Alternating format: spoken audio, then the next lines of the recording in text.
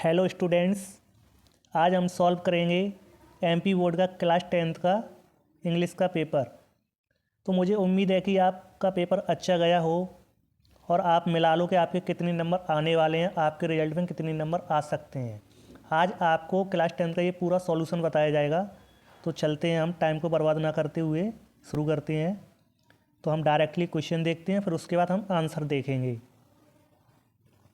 First question है हमारा unseen का, जो हमारी फर्स्ट अनसीन है।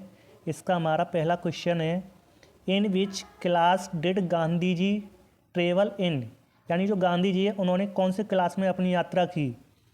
तो अब हम इसमें ढूंढेंगे। तो देखो, Gandhi ji travelled a lot, he always travelled third class in train. तो उन्होंने कौन सी क्लास में की? थर्ड क्लास में। पहले का आंसर क्या हो जाएगा? Third class. सेकंड क्वेश्चन है, who came to meet Gandhi ji at Mumbai railway station. तो देखो, अब हम इसमें जब हम अनसीन ढूंढते हैं ना, तो हम बिल्कुल देखते हैं उसके मिलते जुलते शब्द देखते हैं। तो इसमें हमको क्या देखना है? हु को छोड़कर came to meet Gandhi ji at Mumbai railway station देखना है। तो देखो, अब हम पढ़ेंगे इसमें, he did so because all poor people in India travelled third in those days were 3 classes in train. Once Gandhi ji got off at Mumbai, यानी बॉम्बे, जिसको हम प्रेजेंट में मुंबई बोलते हैं, Mumbai from a third class railway compartment. Lots of people had come to meet him. तो देखो, उनसे मिलने के लिए कहाँ है? Lots of people. तो इसका आंसर क्या हो जाएगा सेकंड वाले का? Lots of people. तीसरा वाला, which countries man and woman went into Gandhi ji वो कंपार्टमेंट।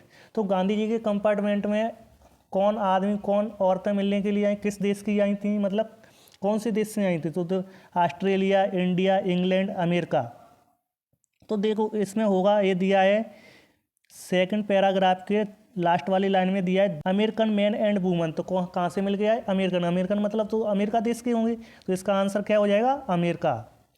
4 वाला दिया है, give the opposite word of poor. तो पुअर का मतलब होता है गरीब, और तो इसका अपोजिट क्या हो जाएगा? रिच।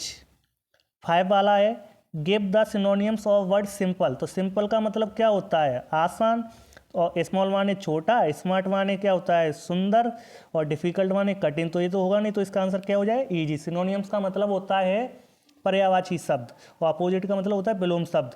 तो 5 वाले में हमें क्या बता रहा है? सिंपल का हमें क्या ढूंढना है? सिनोनियम्स। तो सिनोनियम्स यानी पर्यायवाची शब्द क्या हो जाएगा? सिंपल का ईजी, ईजी माने आसान, सिंपल माने आसान। इसके बाद हमारी सेकंड अनसीन है। सेकंड अनसीन में क्या है?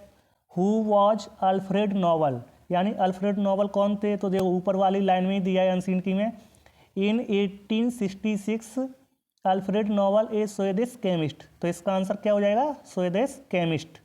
सेकंड क्वेश्चन है, why did Alfred Nobel introduce.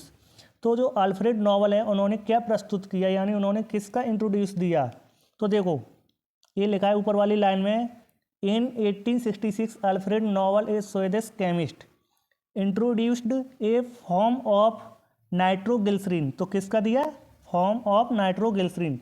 तो इसका आंसर क्या हो जाएगा? बी वाला। थर्ड वाला, when did the bank of Sweden introduce a new Nobel prize in economics. तो इकोनॉमिक्स में नोबल प्राइज कब मिला? तो ये दिया है नीचे वाली लाइन में, सबसे लास्ट लाइन से, यानी सेकंड लास्ट लाइन में दिया है, ये new Nobel prize for economics in 1969 में। तो इसका आंसर क्या हो जाएगा? डी वाला।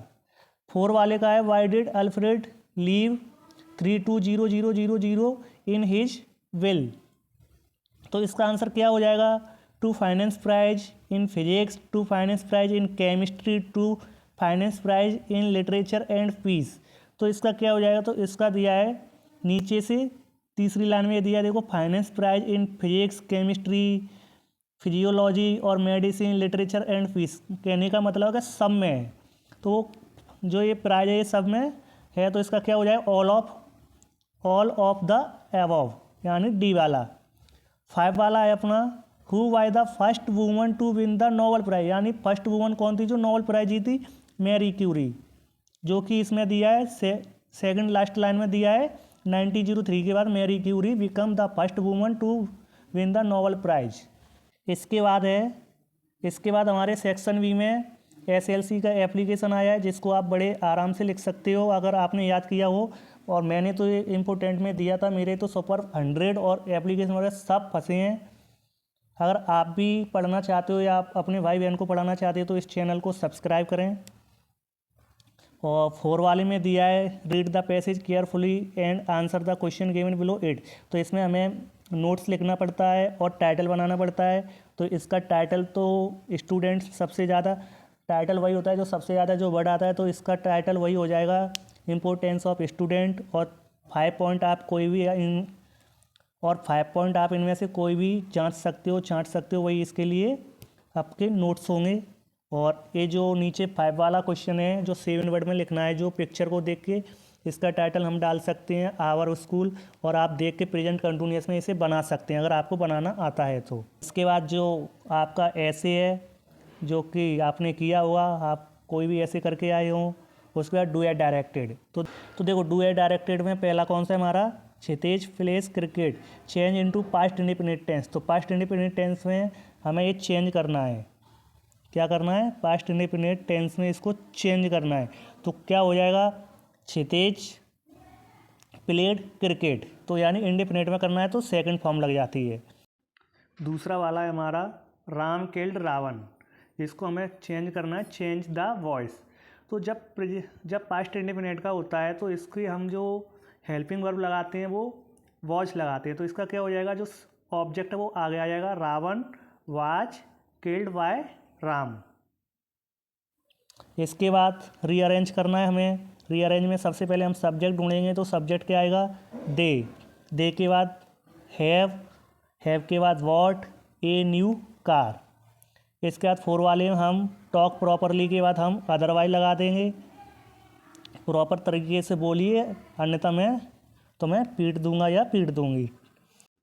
5 वाला है to find error in others is easy, जो कि हमें इट से स्टार्ट करना है। तो इसे हम बनाएंगे, इसका आंसर होगा it is easy to find error in others. क्योंकि जो टू फाइंड है वो हमेशा एडजेक्टिव के बाद लगता है। तो इसमें एडजेक्टिव क्या है, ईजी। तो क्या हो जाए, it is easy to find error in others. 6 वाला हमारा शिवा कुक्ड फूड। इसमें हमें क्या करना है, नेगेटिव बनाना है। तो ये किसका है, पास्ट इंडिपेंडेंट का है। तो इसमें क्या हो जाएगा, Shiva did not cook food. और लास्ट वाला है the box is very heavy I can not lift it. इसमें सो दैट का यूज करना है। तो वेरी की जगह सो लग जाएगा और फुल स्टॉप या कॉमा होता है उसकी जगह दैट लग जाए। तो क्या हो जाए, the box is so heavy that I can not lift it. ये आपकी डू या डायरेक्टेड कंप्लीट। इसके बाद फिल इन द ब्लैंक्स है। तो पहला है हमारा माई अंकल इज .MLA। तो जब वॉवल साउंड निकलती है तो हम एन का यूज करते हैं, तो AN आ जाएगा। तो इसमें क्या हो जाए, my uncle is an MLA। Second वाला है यू .सिट हेयर। यानी अब इसमें देखो क्या हो रहा है, इसमें कहने का मतलब यह है कि तुम यहाँ बैठ सकते हो, ना कि तुम्हें यहाँ बैठना चाहिए। क्योंकि जो शुड होता है उसका यूज सलाह के लिए होता है, और डेयर का मतलब यहाँ पे हो नहीं सकता, डेयर का मतलब हिम्मत होता है। तो यहाँ पे मे आ जाएगा, you may sit here. Third वाला है डॉग सेल्डम वाइट।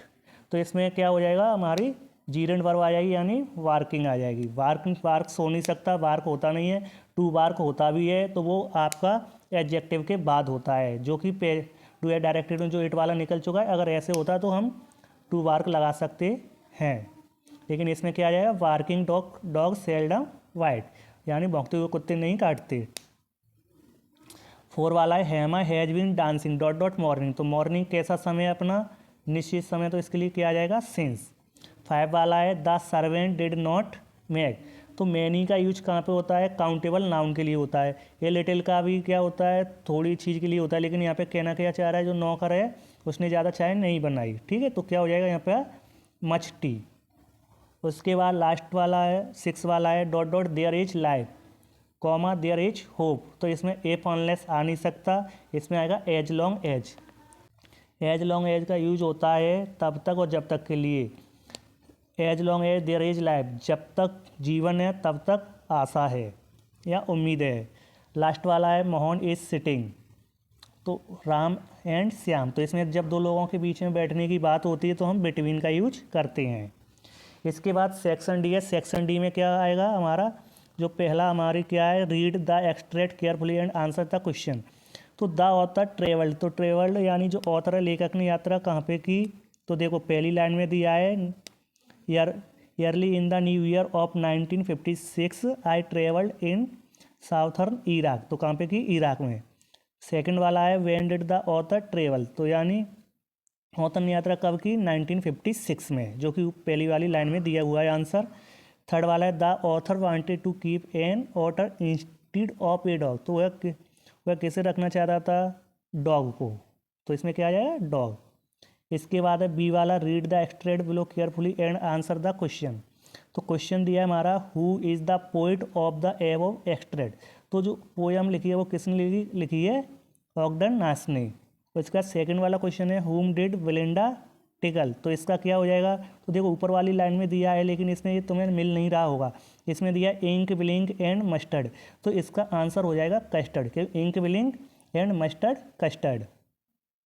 फिर they all set dot dot in the little red wagon, तो इसका आंसर तो आपको इसी में पोयम में मिल रहा है, दे all set laughing in the little red wagon. उसके बाद क्वेश्चन नंबर 10 में दिया है चूज द करेक्ट आंसर, इसमें हमें करेक्ट आंसर लगाने हैं। तो हु वाज लेंचो, लेंचो कौन था, तो देखो आपको ज़्यादातर फार्मर रटा हुआ होगा, लेकिन ज़रूरी नहीं है कि मीनिंग एक ही होती है, एक मीन्स के बहुत सारे वर्ड होते हैं जिनको हम सिनोनियम्स बोलते हैं। लेकिन आप अगर नहीं जानते हो फिर भी आप ये देख लो कि 3 वर्ड को तो आप जानते हो, इसमें दिया है पोस्ट मास्टर, तो आपको पता है लेंचो पोस्ट मास्टर नहीं था, पोस्टमैन भी नहीं था, डॉक्टर नहीं था, तो बच्चा कुचा क्या है, पीसेंट, पीसेंट का मतलब क्या होता है, किसान, तो पीसेंट का मतलब क्या होता है, किसान। सेकंड वाला है 10 मई इन साउथ अफ्रीका एज, तो कौन सा दिन था, ऑटम डे। फिर है monthly accounts of the baker were recorded on, तो वो यानी अपना रिकॉर्ड कहाँ पे रखता था, यानी दीवार पर पेंसिल से लिखता था, तो सम वॉल इन पेंसिल, यानी कुछ दीवारों पर, यानी पेंसिल से लिखता था। The main crop of Coorg is, यानी कूर्ग की यानी जो मेन क्रॉप मेन फसल है वो क्या है, कॉफ़ी। इसके बाद ये क्वेश्चन आंसर हैं। तो आपका पेपर सॉल्यूशन यानी आपके पेपर का सॉल्यूशन हो चुका है। आपको वीडियो पसंद आई हो तो लाइक कमेंट शेयर और सब्सक्राइब करें। जय हिंद दोस्तों।